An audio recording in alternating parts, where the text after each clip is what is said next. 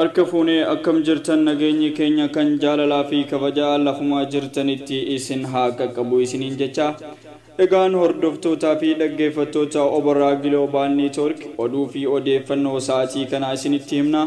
Qophii keenya irraa waliin ani Imaamuddin Ibraahimii haga xumura sagantaa keenyaatti nu hordofan afeerra keenyam.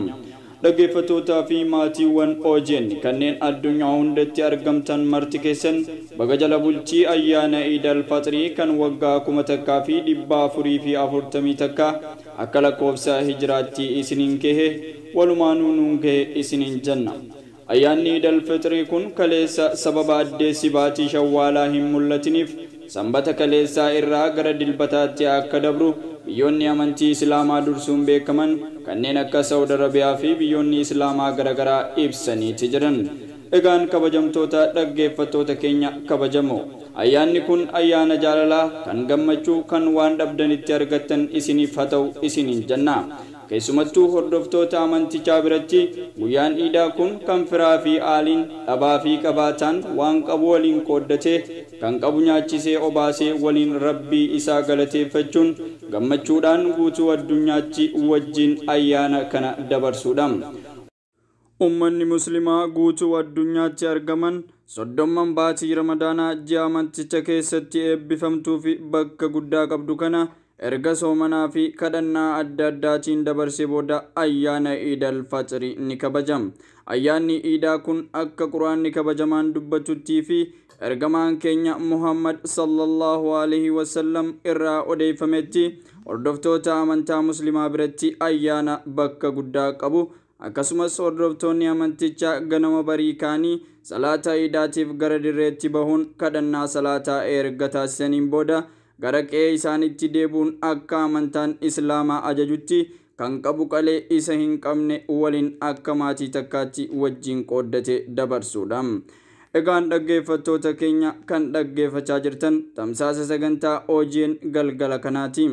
Akkuma beekamu ayyaanni Iidal Fixrii bara 1440 takka wanti adda godhu tokko yeroo addunyaan keenya sababa dhukkuba koronaa vaayirasiin shororkaa jirtutti waan ta'eef hordoftoonni amantaa muslimaa bakkuma jirutti wantoota isa barbaachisan bifa of eeggannoo qabuun dhiyeeffatee akka dabarsu mootummoonni fi hoggantoonni yookaan bakka buutonni amantichaa karaa sooshaal miidiyaa garagaraatiin dabarsaa jiran. Nutis asumaan hawaasni keenya kutaalee biyyattii adda addaa keessatti argaman yeroo jala bultii kanatti of eeggannoo barbaachisu akka godhan jechuun ergaa keenya isin biraan geenyam. Dhaggeeffattoota keenya kabajamoo kanneen biyya keessaa fi biyya alaa teessanii sagantaa keenya hordofaa jirtan irra deebuun baga jala bultii ayyaana Iidal Fixriitiin isin gahe Eid Mubaarak isiniin jennam. Oduu keenya isa itti aanutti yeroo isin ceesisnu Itoophiyaa fi Ijipti hidha laga Abbayyaa irratti yeroo adda addaatti waliigaluu dhabuun isaanii ni beekama. Mariin yeroo adda addaatti godhamus osoo hin milkaa'in hafuun waldhabdee biyyoota lamaanii daran kan hammeessuudha jedhame. Dura ta'aan koomishinii gamtaa Afrikaa Muusaa Faaqii Mahammad marii hidha haaromsaa irratti taasifamu kan deeggaran ta'uu beeksisan. Itoophiyaa, Suudaanii fi Gibs mariin hidha haaromsaa irratti taasisan waliigalteedhaan akka xumuramu gamtichi kan tumsu ta'uu dura taa'ichi ibsaniiru. Mariin teeknikaa karaa ministeerota bishaanii biyyoota sadeeniitiin taasifamu karaa fayyadamummaa qixaa fi haqa qabachiiseen akka xumuramu barbaannas jedhaniiru.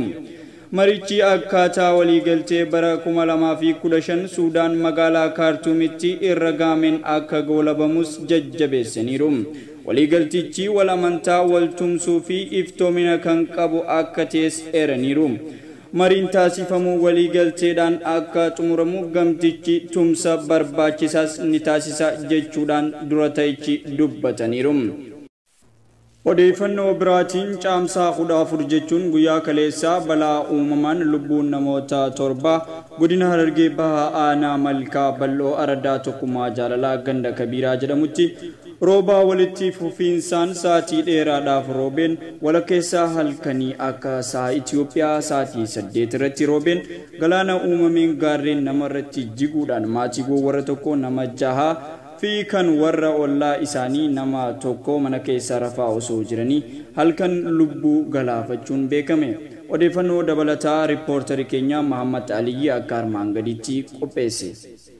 Guyyumaan guyyatti waan addaa dhageenya gurraa waan gaarii nu dhageessisin kadhaa warra keenya yeroo kadhatan kan mukarraa baala hin buufne kan horii irraa rifeensa hin buufne jechuudhaan leekkee nagaa nu roobi jedhuun kadhatan. Taateen taate godina Harargee Bahaa aanaa Malkaa Balloo keessatti. Biin akkasi godina Harargee Bahaa aanaa Malkaa Ballootti rooba cimaa rooba lafti sigigaachuudhaan lubbuu namoota 7 darbe. Balichi kan qaqqabe ardaa tokkummaa jaalala ganda kabiiraa jedhamu keessatti. Balichi kan mudate rooba cimaa walitti fufinsaan sa'aatii 7f roobe ta'uusaa waajjirri bulchiinsa nageenyaa godinichaa beeksiseera. Rooba cimaa roobeenis galaanni uumameen gaarreen namarratti jiguudhaan maatii warra tokko keessaa nama 6 warraan ollaa irraa ammoo nama tokko mana keessatti lubbuun isaanii darbe. Balichi kan qaqqabe halkan keessaa sa'a 8 fi walakkaa lubbuu namoota kanaa kan galaafatedha. Maatiiwwan lubbuun isaanii darbe Faaxumaa Muhammad Ibrahim, Nasiimaa Muhammad Jamaal, Hamzaa Muhammad Jamaal, Ashiitu Muhammad Jamaal, Kendeessaa Muhammad Jamaal, Abdiisaa Muhammad Jamaal, Hamzaa Nuruddin Jamaali. Maatiiwwan abbaa takka kan tahan nama 6 kan ollaa nama tokko ammoo lubbuun isaanii sababa rooba kanaatiin darbe. Lubbuuwwan namaa darbe alatti qabeenya maatichaa miidhaa dabalataa miidhamaniiru. Beeyladoonni mana keessa turanis lubbuun darbanii jiru.